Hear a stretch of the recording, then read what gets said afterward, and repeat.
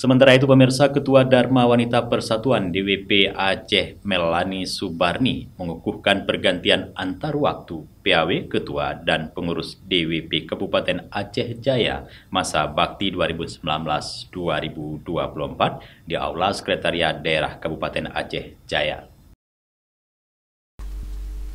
Pengukuhan itu dihadiri langsung oleh Sekretaris Daerah Kabupaten Aceh Jaya, Penasehat DWP Kabupaten Aceh Jaya, yang juga istri dari Bupati, Ketua Bayangkari Aceh Jaya, Ketua Diaksa Aceh Jaya, dan pengurus DWP Aceh.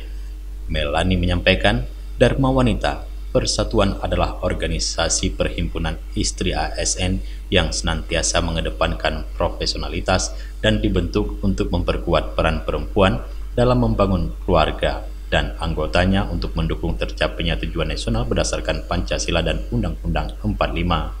Menurutnya, bila menilik dari tujuan ini, maka dapat dipahami bahwa tugas kita sebagai anggota DWP tidaklah ringan.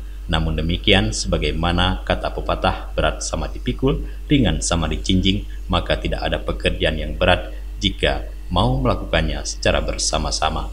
Kuncinya adalah kekompakan dan kerjasama kolektif kita semua, kata Melani dalam sambutannya. Menurut Melani, DWP sebagai suatu organisasi sosial kemasyarakatan dengan jumlah anggota yang besar dan tersebar di seluruh Indonesia bisa menjadi sebuah kekuatan potensial yang mampu menjadi salah satu pilar pembangunan nasional.